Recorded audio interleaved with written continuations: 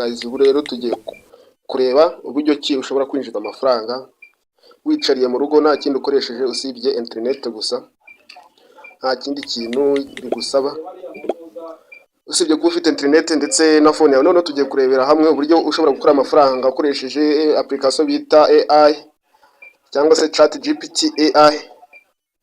Ku bantu rero mutayifite ugomba guhita ujya muri Play Store yawe. Uyu munsi ntabwo nshaka ko dutinda mu bintu, ukahita ushaka application imeze gutya, murabibona, ugashaka application imeze gutya yitwa ChatGPT AI. Tugiye kurebera hamwe rero iyi application ushobora kuyibyaza amafaranga gute mu gihugu urimo uherereyemo, cyane cyane tugiye kwibanda mu Rwanda, turebe ni gute wakuramo amafaranga. Kugira dutangire rero dukomeze turebera hamwe icyaguteza imbere dukoresheje ChatGPT, banza ukande subscribe, making sure yuko wakanze n'inzogera ndetse like, comment ndetse na share. Comment ni ingenzi, uvuga ati ibi bintu birakora bro, cyangwa se uratubeshya, nabyo mbimenye. So guys, rero ubwo ikintu tugiye gutangira, turaza tuza kuri application yacu ya ChatGPT, tuyifungure. ChatGPT murimo murayibona, nitumara kuyifungura nawe niko urabigenza. ChatGPT rero ahangaha dore ko iteye, kugira ngo mwumvikane mu Kinyarwanda, kugira ngo muze kumvikana mu Kinyarwanda, urabanza wandika ijambo Kinyarwanda. Dore ubikoreye ahangaha handitse ask test, wandike ati Kinyarwanda gutya, uhita ukanda ahangaha uyisendinge SMS, hano zisendingira, utegereze igusubize. Okay, wabibonye baratwandikiye ngo ni byiza rimwe na rimwe gusa Ikinyarwanda, waba ushaka ko tuganira ku rurimi rw'Ikinyarwanda, inyito, imiterere cyangwa uburyo bwo kwigisha gukoresha neza. Kabiri, guhindura ikiganiro cyangwa inyandiko mu Kinyarwanda, kubaka ibikorwa mu Kinyarwanda nko gukora video, kwandika ibitabo, bloggers n'ibindi. Twege turata tuyibwira ati ese tuyibaza ati ese wamfasha kwiteza imbere, ese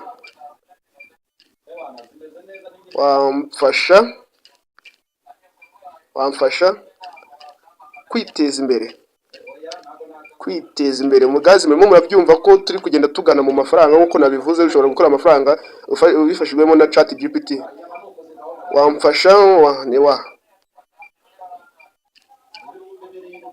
Wamfasha kwiteza imbere,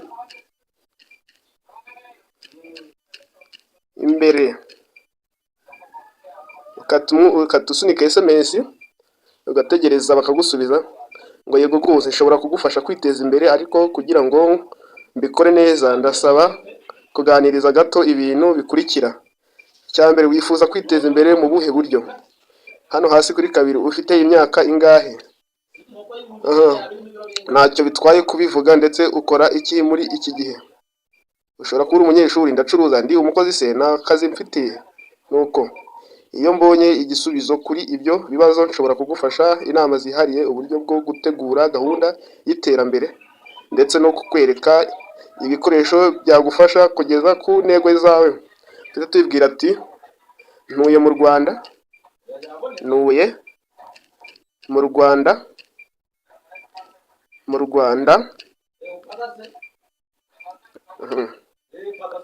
mfite imyaka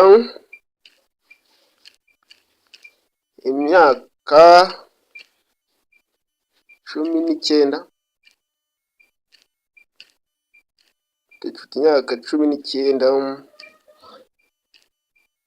Nta kazi ngira. Ukayohereza, ugategereza ko igusubiza. Ukahita uvuga ati ni byiza cyane kuba ufite imyaka 19 kandi ufite inyota yo kwiteza imbere. Kuvuga ngo nta kazi ngira, birashoboka ko washaka kuvuga nta kazi cyangwa ndashaka gukora akazi. Ndagusabye unsobanurire gato icyo ushaka kuvuga neza kuri ibyo kuri iryo jambo. Ntabwo babashije gusobanukirwa ijambo nta kazi ngira icyo rivuze. Oya, twebwe ubundi icyihutirwa, reka tubanza tuyibaze duti mu Rwanda ni iyihe mishinga wakora ikaguteza imbere? Ese mu Rwanda ni iyihe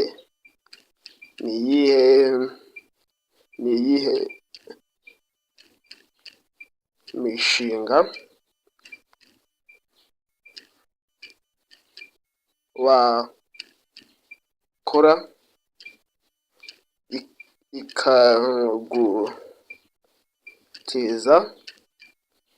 ikaguteza imbere rwose?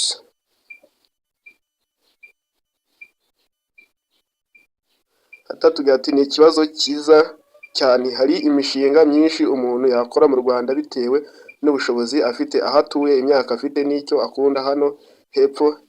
Hano hepfo nakugiriye urugero rw'imishinga 10 ikomeye cyangwa iciriritse ushobora gutangiza mu Rwanda kandi igufasha kwiteza imbere, harimo n'iyo watangira ufite ubushobozi buke. Okay. Iyo mishinga rero reka tuyirebe. Aha ngaha umushinga wa mbere barakutubwira ati imishinga myiza ushobora gutangiza mu Rwanda. Umushinga wa mbere baratubwira ati ni ubucuruzi bw'imbuto n'imboga. Wowe uzajya ubisoma neza bitewe n'icyo ushaka. Aha ngaha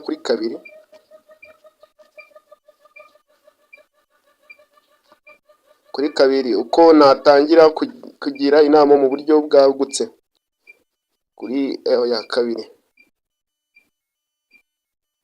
nubwo nta bushobozi bwinshi umuntu afite, imyaka 19 kwiga ubumenyi runaka bigufungurira imiryango.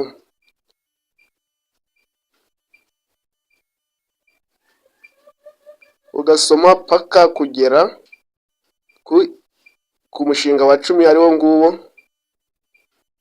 Umushinga wa 10 ni ugutunganya amafoto cyangwa gukora designing. Murabyumva?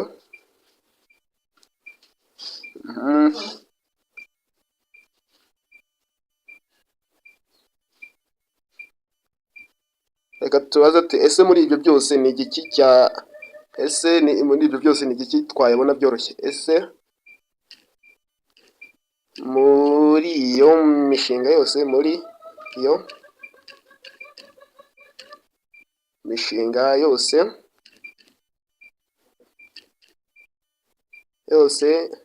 ni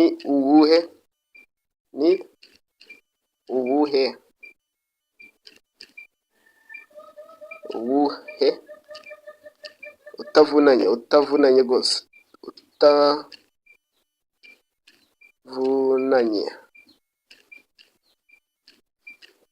utavunanye.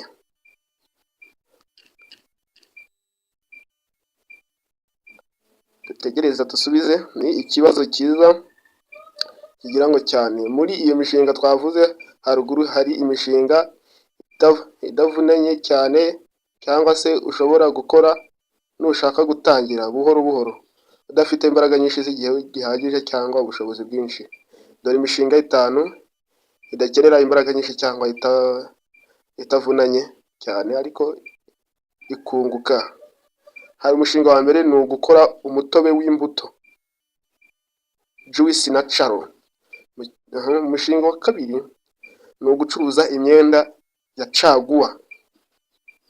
Guys, mutagira ngo ndimo ndababeshya.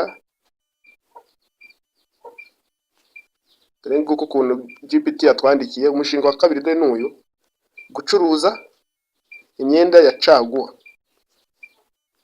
Umushinga wa gatatu: gukora ku rubuga rwa YouTube cyangwa urwa TikTok. Ibi ngibi mbabwira ati nyabuna kanda subscribe ubuteye inkunga umuntu. Dore na hano GPT irabitubwiye ati nawe uri mu mishinga wakora itagusabye ingufu, gukora ku rubuga rwa YouTube cyangwa rwa TikTok ugakora. Noneho umushinga wa kane ni ugutunganya amafoto cyangwa designing ukoresheje telefone. Okay. Umushinga wa gatanu ari nawo wa nyuma: kwiga ubudozi niba ubukunda. Nanone ntabwo bakugira inama kujya mu bintu udakunda. Okay guys, rero ndakeka nimba wari umuntu wari warabuze icyo ukora aha ngaha mu gihugu cy'u Rwanda, wibaza icyo gukora bikagucanga, ariko ndagira ngo mumenyeshe neza yuko tumaze kubona imishinga yoroshye igera kuri 5 ufite gukora, maze ubundi ukinjiza amafaranga aha ngaha mu gihugu cy'u Rwanda dukoresheje ChatGPT iradufasha. Ariko niba nawe iyi video igufashije, banza kandi subscribe, like, share ndetse na comment. Naho ngiye wumvaga nitwa Rino Radi, yica no tiro yitwa Rino Editor 1.